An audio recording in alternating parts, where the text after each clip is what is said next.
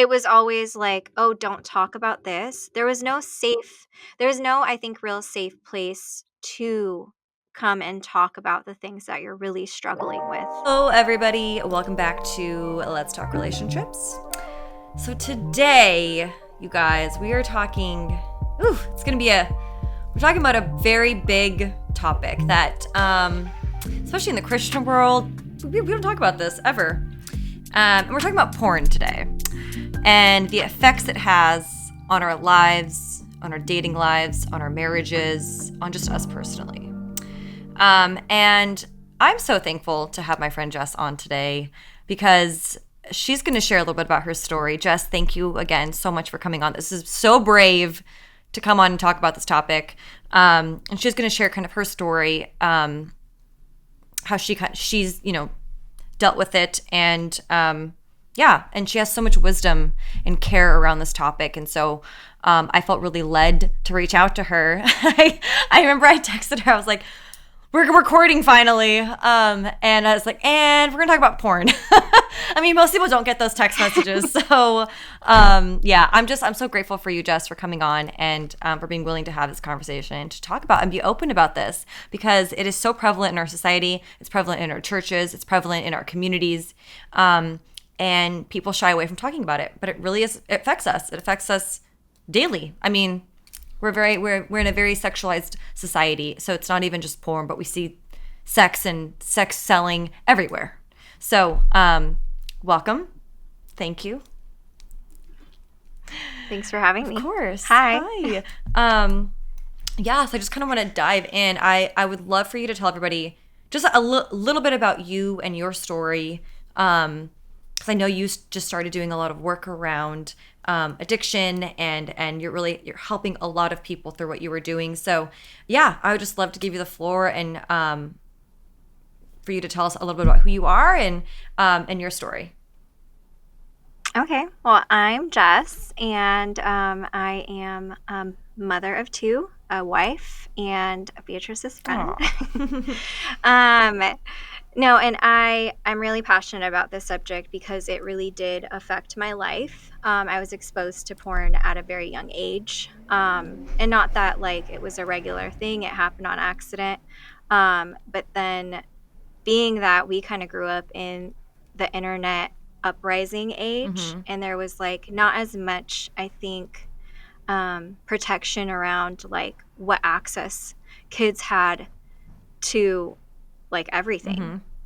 And then to add to that, I mean, I watched Jerry Springer growing up as a kid, so there's that. So no, but yeah, and so being exposed to literally like sex on TV and movies, and then in high school on the internet, and having access to that, it's really, really, really sad. And like I look back at so many times that I had so much shame growing up in church, being told like that's not good, but not really understanding and knowing, okay, but I'm also like, I have sexual like feelings, like what is healthy, what is good, and what is bad, and then like what should I be looking for to see why am I having these cravings, you know, and like why is it so intense? For sure. And I feel like the church did not, especially as we go, and still not doing a great job with it,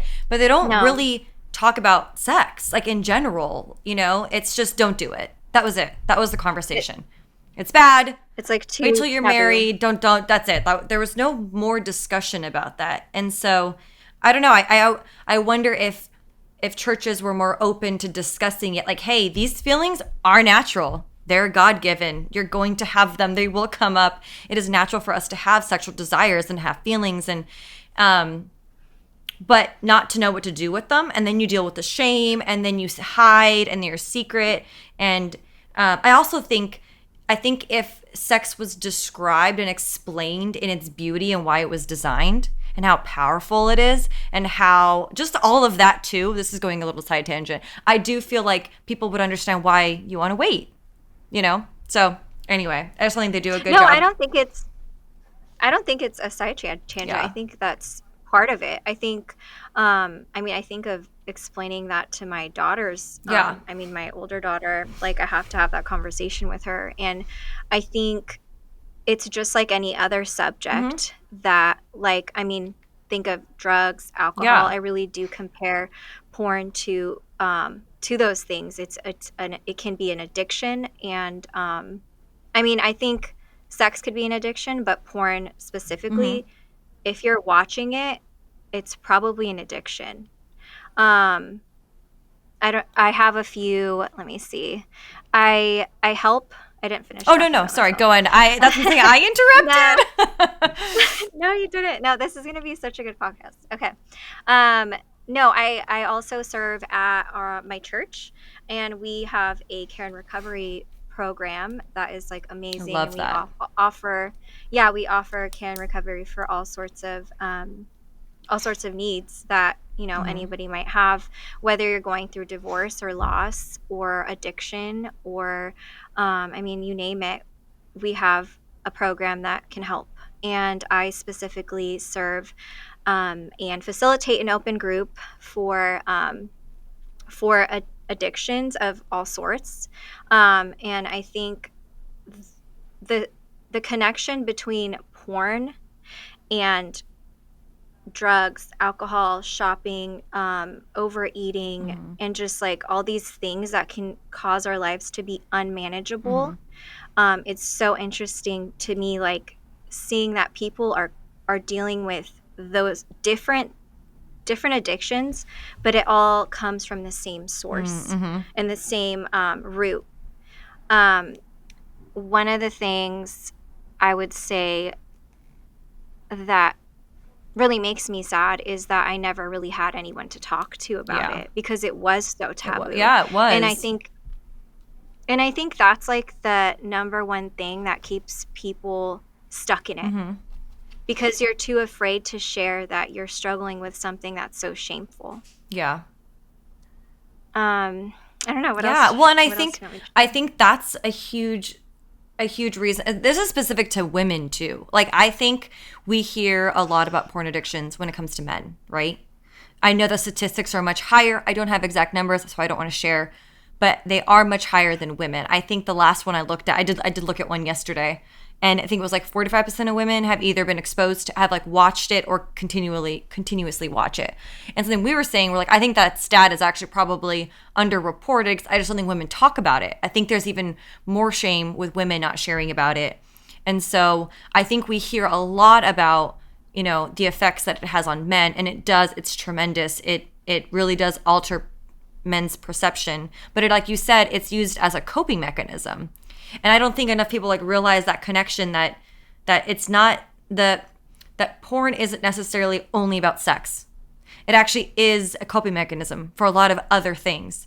But because we aren't Yeah. necessarily, you know, taught to deal with overwhelmed, you know, it kind of becomes a little bit of a numbing agent in a way, or it gives us, That's yeah, or it gives us pleasure so that, you know, it's used for, you know, oh, I'm having a bad day, oh, I got in an argument with my wife, or I'm bored. Like it, you know, kind of becomes that. So I don't know. It's very interesting. It's just it it's looked at like, I don't think it's looked at with curiosity. You know, I don't. I agree. Yeah, It's too difficult to look at, so yeah, instead of dealing with it and really addressing everything that's connected to it, it's easier to just say, "Oh no, yeah, just don't do it. That's bad." And if you are engaging in that, then like yeah. you need like help, you know. Yeah, and so specific to you, if you're okay answering, what did you Yeah. find was kind of at the root of your addiction with it and your connection with it? Um, yeah, Well, once you got curious and got to the point where you're like, oh, I'm now understanding why I even got caught up in this, or why I'm even, you know.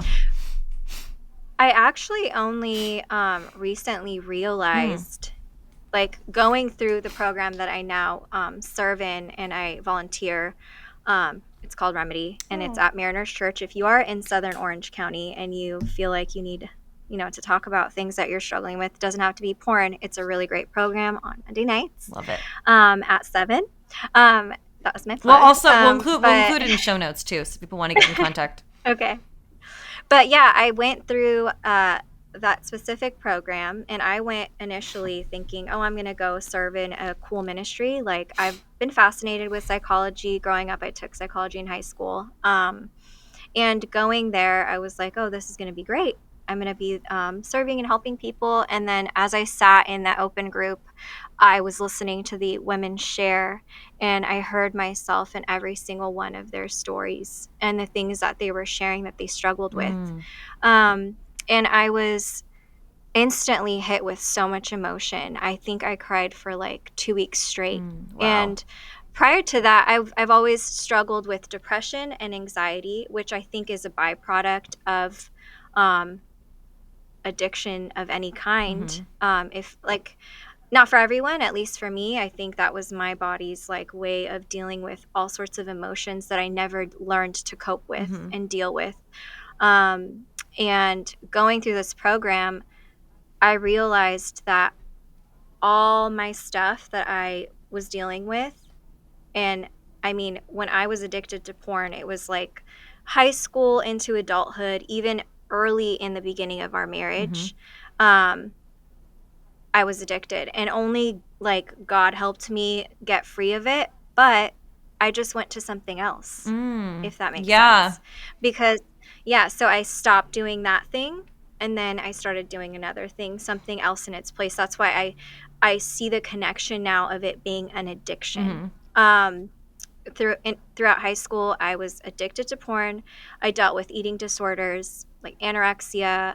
I was never like super skinny, so like you wouldn't know, but I dealt with like bulimic tendencies and Mm. all sorts of binge eating, like you name it, I dealt with it. There was just so much hatred of myself at Mm. the core, and I realized looking back that going from eating disorder to porn addiction to then gym addiction and eating healthy, and that control of people's perception of me Mm. was an addiction. Yeah. And just and how my husband treated me, and if it wasn't what I wanted, I realized at the core of everything was fear, Wow.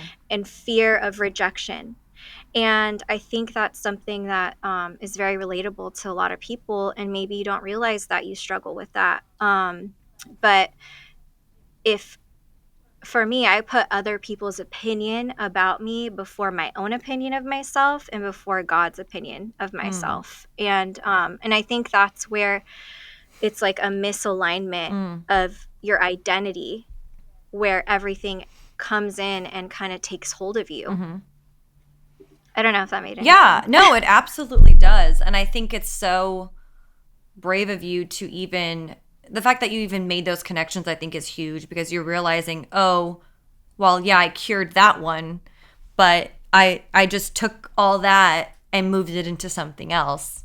And it's like, Yeah. I think it's when you never really deal with the root cause of what even drove you to that, then it's just going to be one thing after another. It's just going to be the next thing. It's just going to be. And so I just, yeah, I find that I think it's a testament to really understanding the root of the addiction. Like you have to Yeah. understand that to really, really,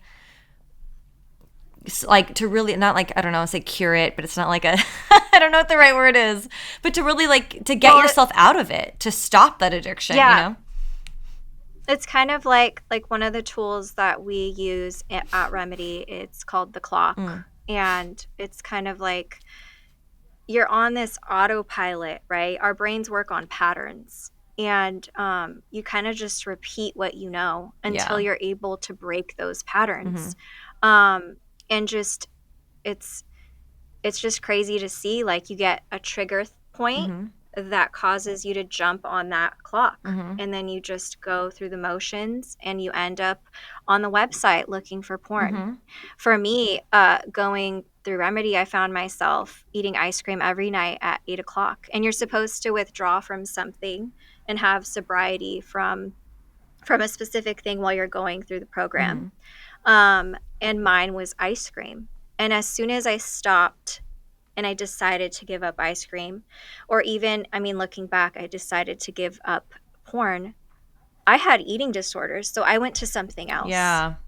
And then going through remedy, this is how I kind of saw the connection. I was like giving up ice cream on my way home the night that I decided that's the thing I'm going to be sober from. Mm-hmm. My body literally started craving fried chicken. Yeah. So it went to the And I next. was like, Yeah. it went to the next thing to fill that void. And beneath those symptoms, because I call them symptoms, those cravings, those desires, is a wound. Mm-hmm. It's something deep down inside that you're struggling with that's not healed.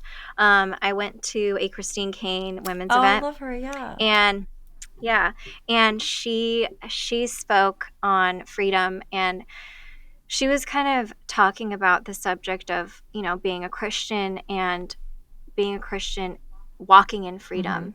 But I remember thinking before, like, it connected to me so well what she said. Mm-hmm. She's like, if you come to Jesus, right, and you say, I believe, and you give your life to God, but you have cellulite when you do, you're going to have cellulite after you say, I believe, because that's not a spiritual, like, save my life issue. Yeah. And in that same way, if you have heart wounds, soul wounds before you say, I believe, like, you're going to have those after. You have Mm-hmm. to bring those to God. And I never brought those to God. I didn't know that they were so deeply rooted. Mm. And I think it's really important for people to realize, like, any addiction you have, there's a underlying issue that you have to address, Yeah.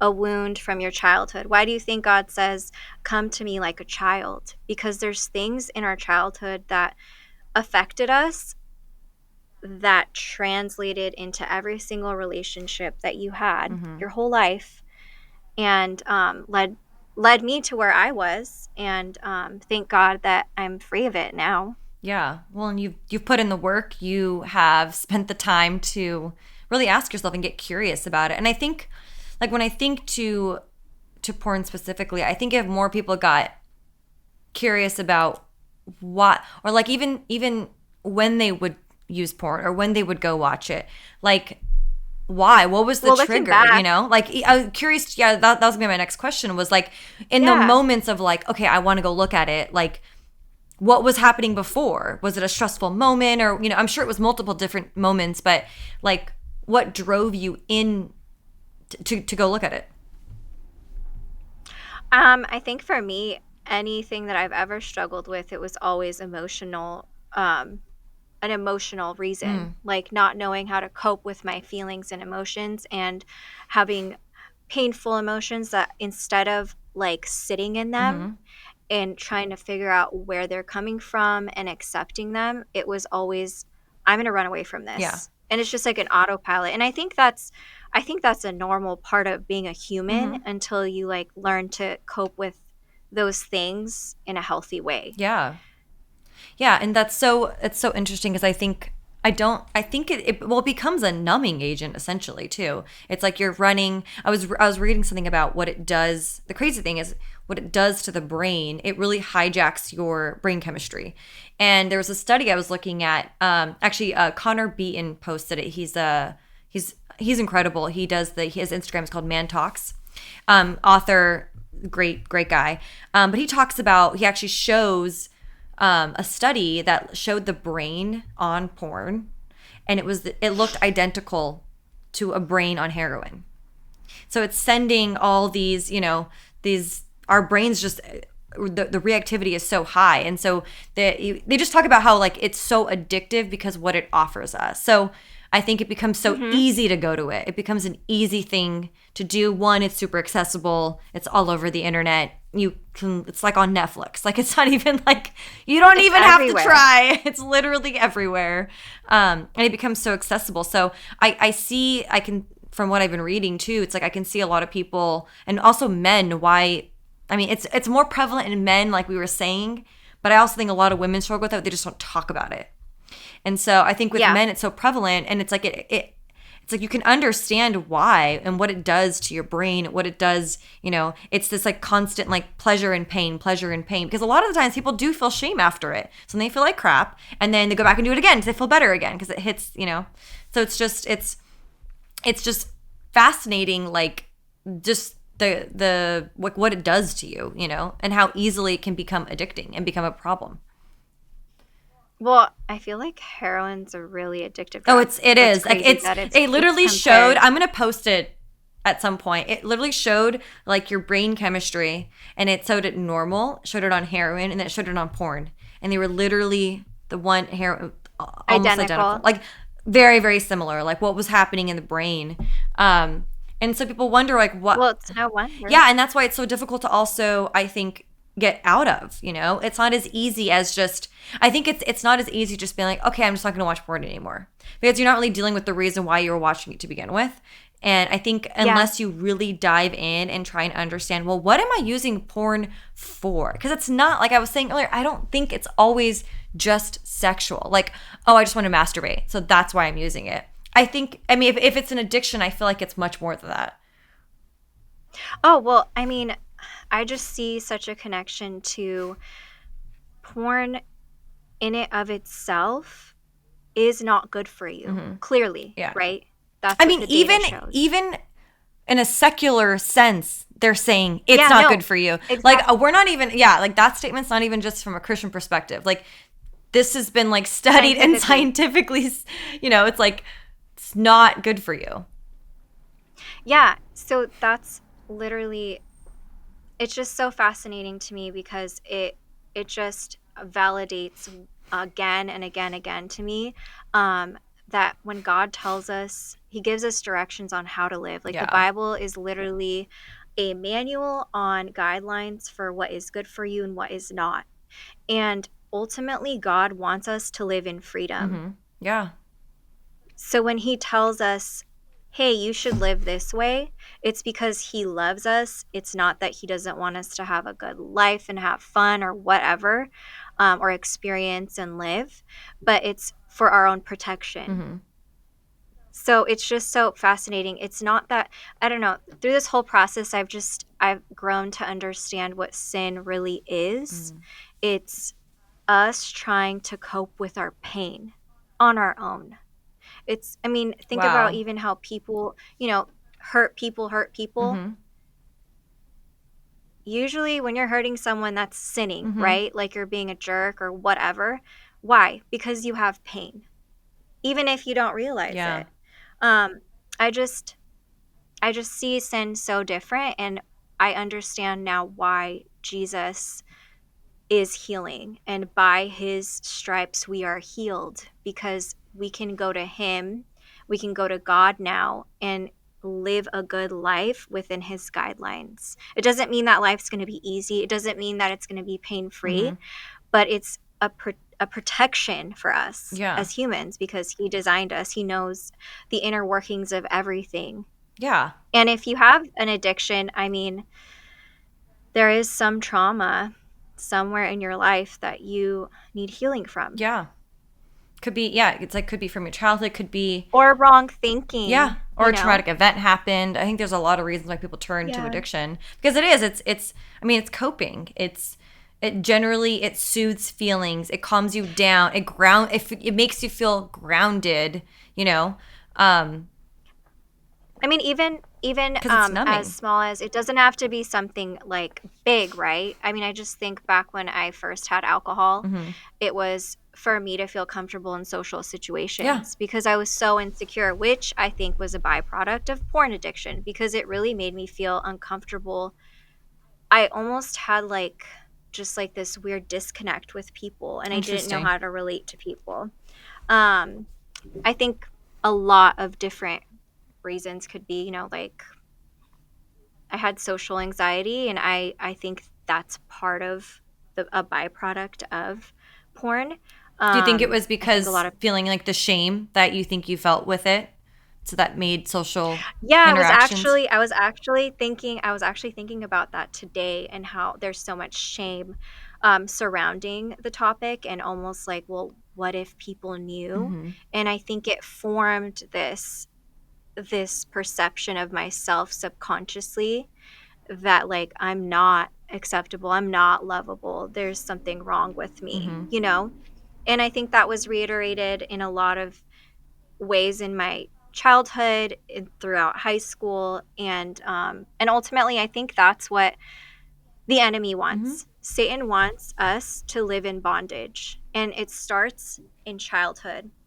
That's why I think it's really, really sad that there is so much exposure for It's children so, nowadays. yeah, it is There's so much wild. access. I mean, it's literally Yeah. out there. It's just out there all the time. Everything's sexualized. Everything is sexualized. It's just, it's mind blowing. Like, I can't imagine. I can't imagine raising kids and like having to navigate all this. So kudos to you being a mom.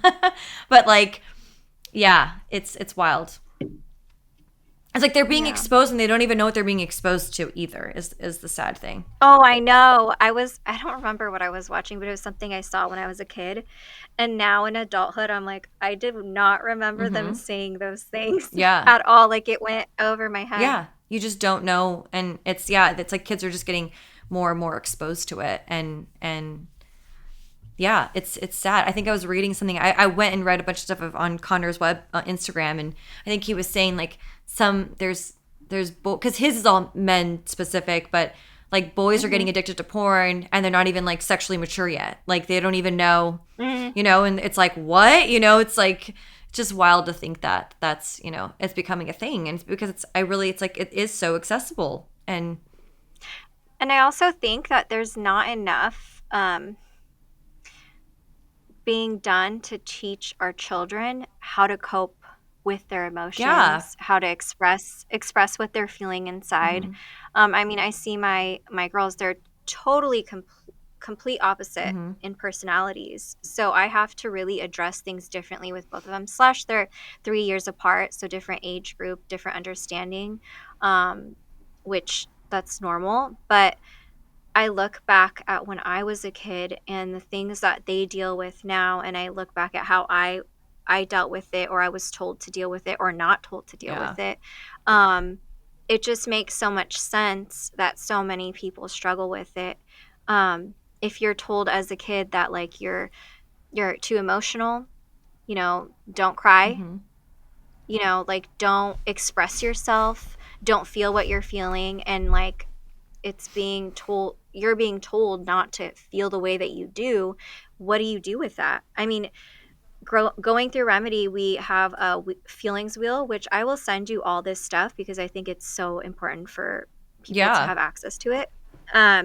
But I remember the first time I saw the feeling wheel and I was like, oh, I just feel sad all the time. I didn't know there were all these emotions and like roots to the Yeah. emotions, and we being able to like connect, why am I feeling sad? Oh, it's actually not this type of sad, it's that type of sad. yeah Like, we don't have I think being language able to to it. verbalize Yeah. exactly language. Yeah, we don't have the right Once language to our feelings most of the time. We think we're sad, we're angry, we're happy.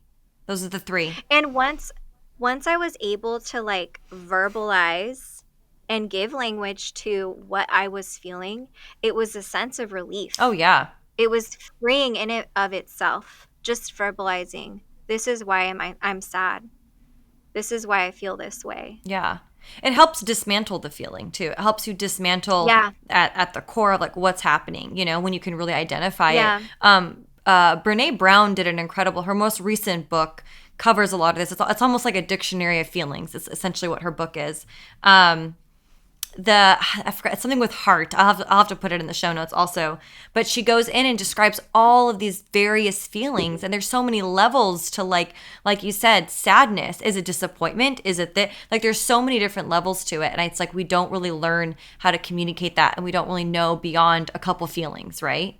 But it could be so much Yeah. more than just sadness, or so that's I think that's such a key in the healing and in understanding what you're going through and what's happening internally is being able to put words to it and proper words to it. Yeah. But it takes a lot I of agree. self-reflection. But so you mentioned that your addiction spanned quite a bit of time. You also mentioned it was present at the beginning of your marriage. How do you feel like it affected your relationship with your husband, either in the dating phase and kind of in marriage? I really think that it is something that causes like a disconnect in relationship, 100%. Mm-hmm. Being that the root cause of my addiction was fear of rejection, it was something that was easy to go to Mm. when I felt like I was being rejected. And granted, looking back now at all the thoughts that I've had and like the struggles that I've dealt with, a lot of the rejection I was feeling, even from my own husband, was an illusion that I made up in my own mind. Wow.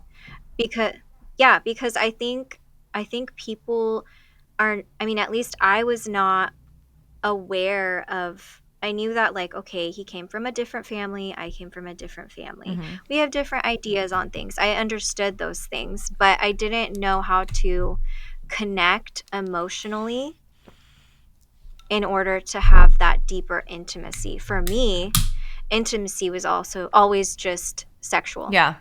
Be sexual, have sex, that's intimacy. And so I think the real disconnect, I don't know if everybody feels this way. I never realized that true intimacy is an emotional connection. Mm-hmm. And from there is where like the beauty of having sex within marriage is, and like the protection that that gives you. Yeah, I absolutely. really, yeah. So there was definitely like a disconnect, and it caused more of a disconnect when I would have thoughts that I'm being rejected. Mm. Literally, it was ridiculous. Like, I'd lay in bed and then he would turn to one side to get comfortable. And in my head, I'm like, oh, he doesn't want to cuddle. But I never verbalized, I want to cuddle. Like, Wow. it's just, Yeah. yeah. Yeah, and But I think, I find the brain fascinating. I think when, at least for me, being that I was addicted to porn, you start to justify all these things so that you could get back to the thing that gives you relief, and you know, so that I could numb. Does that make sense? yeah. Like almost finding reasons to get you to go back to it. Yes. So it's like you make Mhm. up the story, oh, he Mhm. doesn't want so that you Yep. could go. Exactly. Wow. I Yeah. really do think it's like an autopilot because it's, I Because mean, you if want the it's high. compared to You want the yeah, heroin, it's like you yeah. want the hit Yeah. is essentially what it's like. You're like, I just want the hit, Mhm. you know. And it's And I yeah. think also another thing it does in relationship is it, I think, makes sex not as pleasurable because you're addicted to one thing that's giving you that high, that relief, and then in the context of actual sex, it's totally different. Yeah. Well, and that was something I was reading about too. In that study, they talk about when you essentially, I mean, you're essentially masturbating to porn. I mean, let's be just put it out there. Yeah, And it's like, but that it's because blushing. yeah, I'm like, well, whatever. We're already talking about it, guys, so we're just gonna make it obvious so you all know. Me with my pen because I was studying it and I'm like researching and writing down notes. I'm literally turning red. Yeah, whatever. That's what you're doing. You're looking at porn. You're masturbating. You're orgasming. Let's all be real about it. But they were saying it's because it's such an intensity, and usually, I mean, this is why they make porn so exotic and like. No one's having Mm-hmm. sex like that. Like no one's doing it the way No. they're doing it in porn. No one's doing it like that. But they make it so exotic and like just animalistic or It's a whatever. show. It's a show, Yeah. right? And so Hmm. the pleasure that you get from that is even higher than it would normally be with normal sex. Like it's just it's Yeah. even higher, which is what makes it even more And addicting because it's even a higher high. yeah. So like the rate of addiction is even higher than the other forms of addiction, right? Because it gives you it's what it does in the brain hits so high.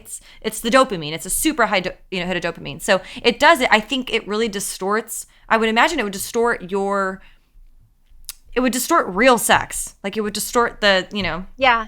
Oh, it does. Yeah. 100%. It's not realistic. Yeah. And then so then when you have the real thing, it's like, oh, this feels like nothing compared to that. Yeah. Yeah, because you're not And getting the it's just same like hit. it's just like a drug. I mean, as soon as you have drugs, Mm-hmm. from what I know, because I haven't done drugs like that, um, you want that same high, so you're gonna constantly chase that high, Mm-hmm. and you'll never get that. No. It's a never ending search for that relief. And I think that's why I think that's why so many people struggle maybe with porn, but Mhm. just addiction in general, because there's so much pain and heartache in the world um that we don't know how to sort out and heal from, Yeah. that we just want to run away from it. Yeah.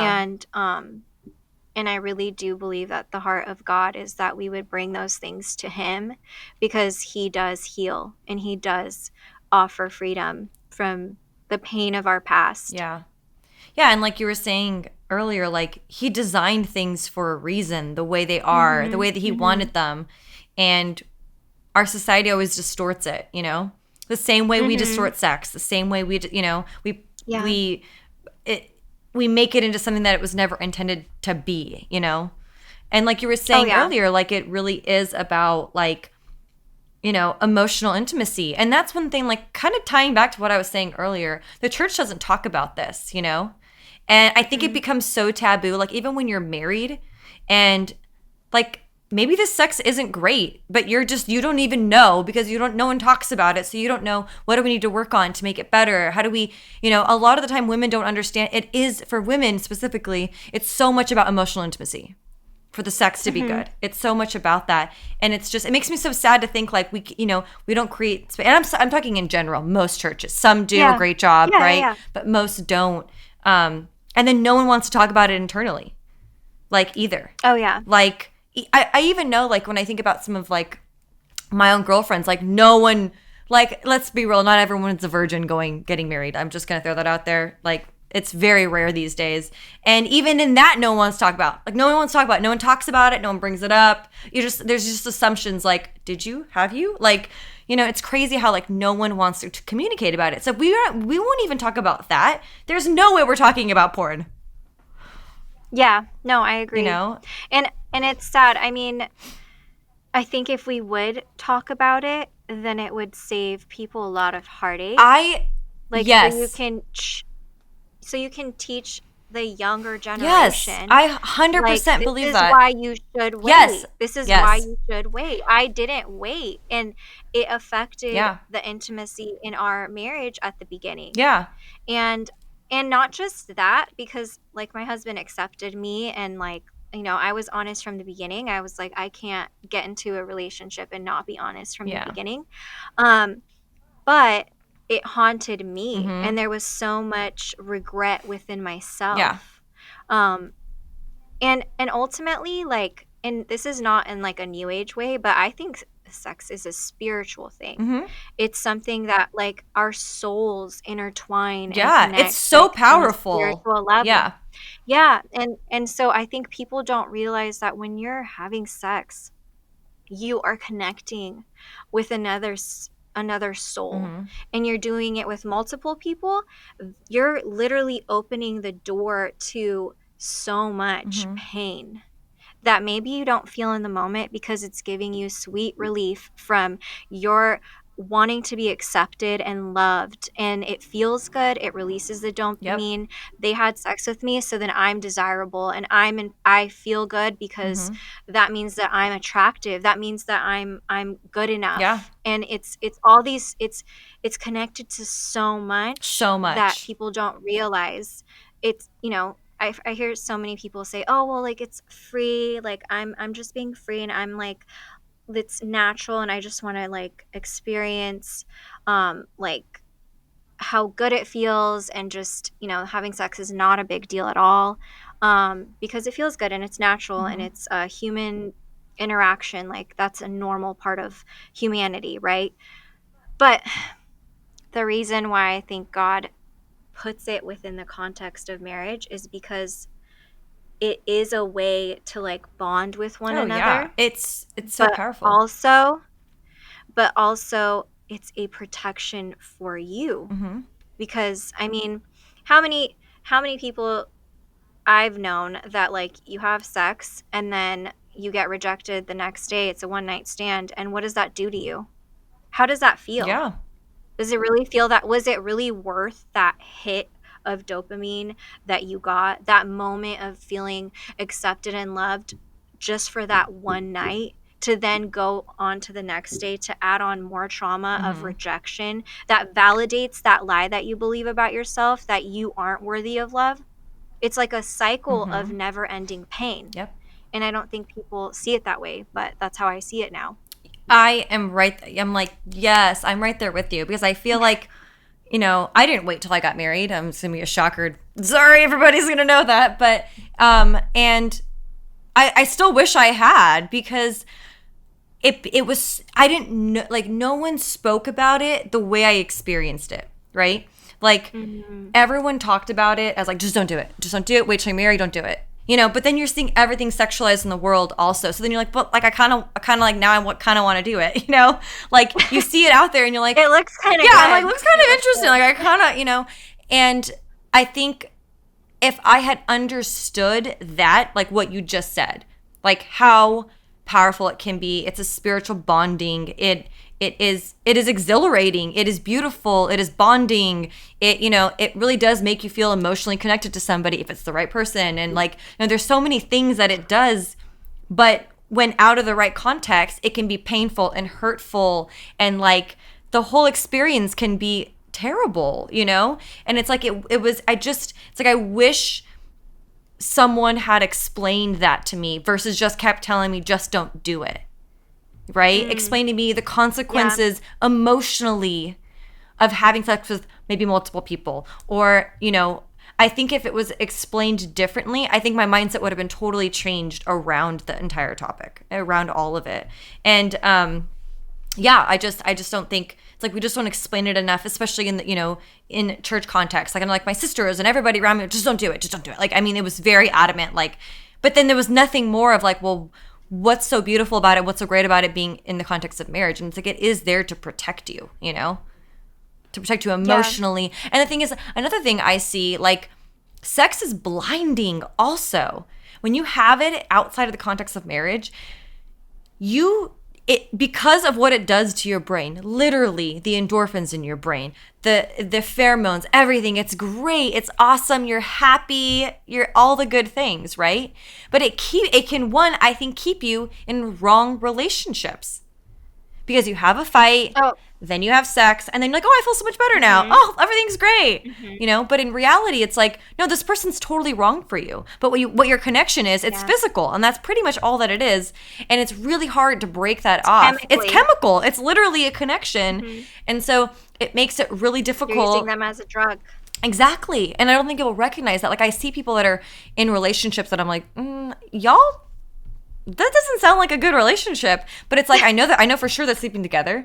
And it's like, yeah, because that becomes so intoxicating and so high. It's what bonds you. So it makes it difficult to Yeah. let go and to want to break up, to like sever that. Because it really is, I know a lot of people call it like soul ties. Like you really are now Mhm. bonded and tied to this person. I can't even imagine a one night stand. I've never done it. No shame to people who have, and everyone has done stuff. God forgives it all. I've never had that, but that I can't even fathom. Like I literally am like, Yeah. I Me could neither. not ever. I just don't. But I could honestly. I probably like if I really let myself, I probably could. But I just couldn't understand. I couldn't understand the like the after of what I would feel. It would be awful. You think about Yeah. all that, but yeah. I like what you were saying. I just wished it was explained better because there's consequences to it, and I think that's what Yeah. people don't understand. Yes, sin is all equal, but not all sin has the same consequence. And the consequence No. of sex a lot of the time is emotional ties, right? You get hurt emotionally, right? And and Yeah. you don't know the effect it's going to have on your long-term relationship, your marriage. Yeah. You don't really know Yeah. until you're there. And I actually that reminds me, I heard this and I don't remember who it was, but they were talking about how on a chemical level your brain releases all sorts of chemicals Mhm. while you're having sex or after you have sex. And from a female perspective, every single female, and I don't know if this is like I have to do research, so I want to research this after, but um females when they're having sex with a man will release chemicals that cause them to bond to them, like where they are in love with them. They fall in Yes. love with I've that actually read person something more. similar. It's very different for men. Whereas men have to be in love with the woman in order to have those chemicals released to where they're bonding to that woman. Yes. That's So why for they could men just, it's just an act a yeah, lot of the time. Unless there's exactly. love Yeah. and that makes it different if there is love and bondage there to that person, right? But Yeah. yes, It's like a I've different also it's a cocktail. different yeah, it's a different thing, you know? And it's like and that's why I think like if we really understood the power of it, like sex is Yeah. powerful. It is also Hmm. beautiful and wonderful. And God created it to have fun with it and to be great, but He did it in the context of marriage. I just, like, I don't know. I think about the kids nowadays. Like, I just wished so much that it was explained that way to me at that age. Because I Well, feel I like mean, the outcome would be so different. nowadays it's scary to me that they're literally telling kids that it's normal, you should experiment because it's a normal part of being a human. Hmm. And that's really scary to me because it's not normal for children to be engaging in that or to be exposed to these things. Yeah. It's not healthy. Yeah, and it's crazy because a lot of I was reading this somewhere as well. A lot of porn addiction generally started very young because they were Yeah. exposed super young. And I'm talking young. I think it was like 10, 9, like not like 15, 16, like young, they're kids. And it's just Yeah, so like elementary school. yeah. And I'm like it's just so crazy to me that that's like what's happening, but I love it. Yeah. I love that we get to talk about this Oh, and we're open about I it. know, But me too. so I Yeah. don't think I can't wait for everyone to hear all this.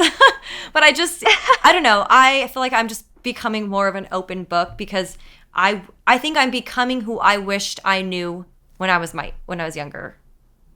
Like Yeah. I wished That's when I was 21 I had someone who was 34 who I could go to and talk about all this.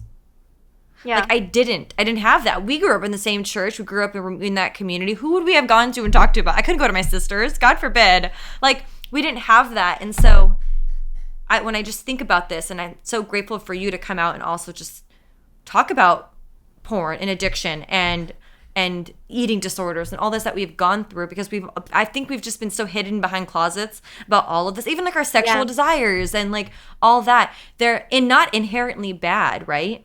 But it's when we start hiding them and not talking about them and not knowing what to do with them and not, knowing how to process them and all of that, when we start hiding all of it, that's when it becomes a problem. God is not scared of any of this. Like God is not like, "Oh Yeah. my God, don't tell God that you have sexual feelings or that you're feeling this," or like we're just He sees yeah, everything. we're just judgy. And I think because our background, like, Yeah. and I'm talking about the church and our like, like how we grew up, it was very strict. Like you didn't talk about any of this stuff, and everyone was doing it behind everyone's backs. Like we swear, like all the church kids that were like, "Oh, saints," like yeah, right. Like if you really knew, it's because everyone felt they had to hide everything and everything was hidden. And so I Well, I just, think because I think it's because we grew up in a um in like sort of a community where you had to look your best in order to be mhm, accepted and pleasing, because constantly, I think the gospel that I understood was that God looked down on us yep, and that he was waiting for us to mess up yep, because we were just terrible. hmm I didn't even though, I heard that Jesus died for your sins because he loves you. That's not the God that I actually knew. no, because no one Um, put that on display. yeah. It was always like, "Oh, don't talk about Hmm. this." There was no, I think, real safe place to come and talk about the things that you're really struggling with. And no real example of like people being transparent with like the reality of things that we're going to face. I Yes, mean, aren't we supposed to like raise up our children in order to be prepared for the world? I'm not saying that I'm perfect, and I'm still navigating learning how to teach my kids like what's good for them, what's wrong, yeah, like in the right timing, and like and just really address things that they're exposed to in the right way. But I think that I mean, my parents didn't talk to me about this kind of stuff. Like, No. I didn't have a place to really learn about it Mm-hmm. and that it was normal. So I always felt like there was something wrong with Mm-hmm. me. Like literally, I always thought there's something wrong with me. Yeah. And that made it worse because then you're stuck in your head thinking there's something wrong with me. I can't tell people that because then they won't like me. Mm-hmm. And if there's something wrong with me, what does that mean? Yeah. You know? Oh yeah. I remember when like I prided myself as being the virgin. I was like, I've waited, and when that wasn't the case anymore, I mean, the amount of shame I had because I identified myself so much with that, and I had no one to turn to. I remember literally being like, I was like, I can't tell anyone. I can't talk about this. I can't talk about how I was kind of traumatized a little bit, like, because I was shocked that I even like did that. Like, it was so much that came with it.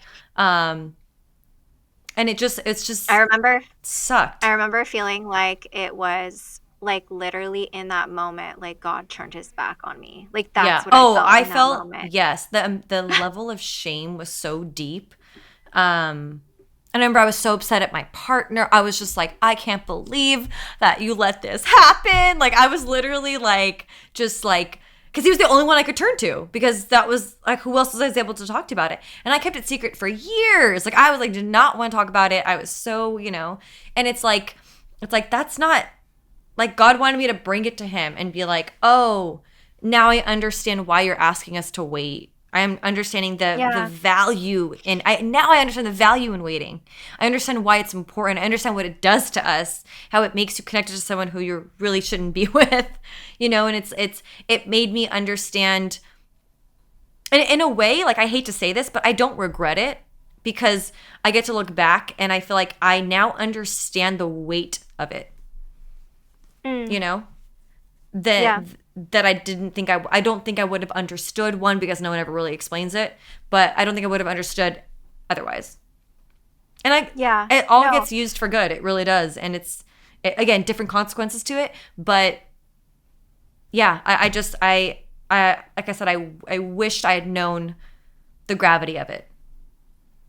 Yeah, and I think that that's the beautiful part of coming to God with all the things that Mm-hmm. we've struggled with and in the ways we've sinned, that he takes that and he uses it for his glory, and like Yeah. now you get to talk about it so that other people can understand like the reality of what sex is, of how porn really does affect us in Mm-hmm. such a negative way. And um I think that's beautiful. Yeah. So Aw. Well, I'm so glad we got to do this episode together. You know what's crazy? I have to tell everybody this. So we've yeah. tried to record, me and my pen again. Ah! I'm like, so we've tried to record twice now? Two or Yeah. three times. Literally one time No, it no, was three. three times. Times. Three times. Okay. We Yeah. literally, like, it was like the internet one time, then something else came up, and then literally things were just not working. Like, the last time we started Yeah. recording, and I've never had this a degree. There's always things that go wrong during podcasting, but I've never had this degree of just it not working. I'm like, what is going on? My internet's out. I'm like, what the heck? Like, it was so crazy. And I later had a feeling. I was like, I feel like it's because this is not the right topic. The topic that we had initially wanted to talk about. It just felt like something was wrong. Yeah. And I said, like, let's just put this to rest for now. And I was like, we'll figure out the right time to record. And it wasn't until I was at a bachelorette party a couple weeks ago, and we were out, and we had met these two guys. They're super nice, not sleazy guys, just like fun guys to talk to while we were out.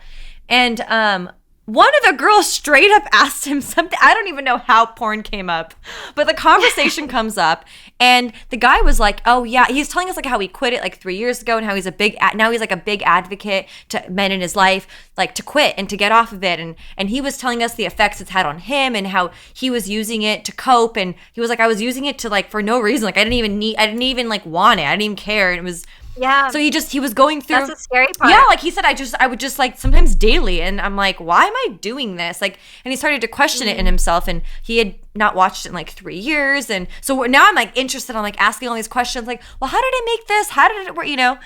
And then I get home, and I was like, That's what we need to talk about. And I text Jess and I go, hey, do you want to record a podcast? Can we talk about porn? And so it just, And I was like, yeah, she's like, let's do yes, it. like I've been wanting, And so I just felt like this is why we waited, because this is the conversation we wanted. Because I said, if I'm going to start this podcast, we're going to have real and honest conversations. And not everyone's going to like that. I guarantee this episode's going to be one of those where people are like, ooh, like, are you promoting sex before marriage? I've gotten some of those DMs. No, like, if you would listen, you would understand what we were talking about. But Yeah. all to say, I'm really thankful that you're on, and I felt like this was the exact topic we needed to talk about and bring to light. And we're only scratching the surface. Like this, there's so much deeper layers to this. Oh, 100%. Yeah. I'm not an expert. I just experienced it. Yeah, so you're just this is sharing. what I've learned. Yeah, you're sharing your side of it, and I hope that this just gives people. I think also one with porn and also with sex. I think we don't talk about it enough. So I like, if anyone wants to DM me and talk about like women only, thanks, their experiences, and maybe they just felt shame around it, and like to be like, man, I haven't had anyone talk about this. Like, I'm open to that, and I just want people to know that they're not alone out there, and Jesus loves you regardless. And the more we hide, the worse things become. The more you're like, oh yeah, this is what happened, I'm moving on, and now I understand why I don't want to do this again, right? When you understand the why behind stuff, you're more likely to stop. So, oh yeah. thank you so much for being You're on welcome. here and doing this. Yeah. Very brave of you. And I appreciate it. And definitely send You us. too. I know I just admitted a lot of things on here. Thanks for sharing. Of course. And then we'll definitely share about Remedy. Remedy, right? Correct? Yeah. Mm-hmm. You'll send me links and we'll get all that in there for people who maybe want to reach out. If you live in Orange County, this will be a great opportunity for you. It's a safe space. And yeah, thank you so much, Jess. Yeah, and I'm definitely gonna have some of the some of the documents that people can look over. Great. I'll send it to you, and then I'll have it available on We Who Influence website once that's up and running. So, can you also give us a little bit? Yeah, give us a little bit of a background on this, because this is the perfect time to plug it. Well, so I mean, this topic, obviously, like you said, it's so much deeper. There's so many layers. And I think that there's just so much that people don't talk about, and they're stuck in bondage. And I really think that in order to be like your best version, in order to really impact the world, you have to really address the things that are holding you back from the things from your past, so that you can actually move forward. I mean, for me, going through this whole healing journey, I actually found myself when I was looking for my my acceptance and running from that fear of rejection. I lost myself. I didn't know who I was anymore, because I was living to really please other people and to be who I thought that other people wanted me to be, that I no longer knew what I liked, the things that I was interested in, and I would just morph to be anything to be accepted. And so I think when you lose yourself, you can't be impactful to your fullest potential. No. So that's why I wanted to start a podcast too, talk about real things, talk about why am I the way that I am? Why am I struggling with this thing that is hindering me from moving forward and really impacting the world? Or why don't I know what I want to do with my life? So yeah, I'm going to have some tools available. I love it. I'm so excited for this podcast. I'm very much encouraging her to start. So I'm like, just start. I know. I was going to say, if it wasn't for you, I don't know if I would have started. I'm so grateful for you. Of course. I'm so glad you're doing it. And I want to reiterate, like, I feel like God cannot use who you pretend to be. God is looking for people who are obedient in who God created them to be. God created us also differently, and God created us to be very specific, And I always picture this. I always picture we're like a block of marble, and God's just trying to chip away, like, nope, that insecurity, that's not you. That's not you. And I just see him chipping away at who we are so that we can become who he wants us to be. And that's so good. Yeah, and that's how he's going to use us. That's how he wants us to use people who are going to be obedient to him and who are who they are, Oh, 100%. So I love that. How I love that saying, like, because he's chipping away the insecurities. Those are things that we put on Yes, all these ourselves. identities. Oh, I'm like this. So Mhm. I'm like, even like, yeah, I love, okay, I love the Enneagram and all that stuff. But even sometimes that will put some stuff, will kind of like tack it Yeah. on. And they're all good things. I use those a lot. But I do feel like God is constantly, um, really chipping at us of things that we've added onto ourselves. Oh, I don't feel like this, or I'm not like this, or I'm this, or I'm this. And God's like, no, I didn't give you that identity. That's from you. That's not from me, you know? And he's like, I'm trying to make you into who I want you to be, you know? And that's how we have to come out into this world. That's who we represent. We have to represent who God's created us to be. And who cares what people I think you think? bring Yeah, no, I think you bring up such a good point. Like, I think people struggle so much with labeling themselves. Mm-hmm. I mean, I see people who struggle with alcoholism and drugs, and I mean, even porn addiction, and how that really becomes their identity. Yeah. And that's why I loved Remedy so much, because it was a place where you can understand in the context of what God thinks about that thing that you're struggling with. It's not your identity. You're no No. longer an alcoholic. You just struggle with alcoholism. Exactly. So, but you are free in Christ and you can overcome that. And I've just seen so many people um, freed Yeah. There's from so the things they much. struggle with. There's so, Yeah. and I'm by all means, I am in no way solved or perfect, but there's just so much freedom in kind of coming Yeah. out and being like, okay, God, like, use me. What do you want to do with me? You know, like, I'm here, I'm broken, I'm not perfect, I'm not trying to be all these things, you know. And there's so much beauty and freedom in it. Although it's not easy every day. It's a struggle. It's a battle. Literally, like, I understand when Hmm. God's like, pick up your cross every day. I'm like, literally, it's every day. Like, you live in a society that makes it Sometimes every difficult moment. every hour, Yeah. you know. So I think Yeah. it's so true. And yeah, God uses the willing. And even times like I said, we like to label ourselves, like, even like, I'm introverted or I'm this, but oh, so I can't speak Hmm. in front of people. Well, God doesn't really care. Like, he usually asks you to do Yeah. stuff that you're generally not as equipped for, and he will be the thing you need to get you there. So I'm Yeah. excited for that. We Who Me Influence too. coming in sometime soon. Tw- 2024, 100%. Yes, like very soon. I'm gonna make sure. It's I'm kidding. soon. So we'll definitely drop her Instagram in here too. She actually, oh my God, you helped me with all my branding. Look at that. I forgot to tell people about that, but thank you for helping with all that. Of I could course. not do. I'm telling you, this takes a village. You cannot do all this alone. And I'm grateful that I have really creative friends that have been able to jump in and help with all this fun stuff. But thank you so much. And thank you for listening. And if you love this podcast and you're getting something out of it and you really enjoy it, I would appreciate a follow. That helps a ton. If you want to leave a little comment as well, that helps as well. And follow Instagram to keep up with all the episodes. Well, everybody, Thanks so much for having me. of course. Bye. Bye.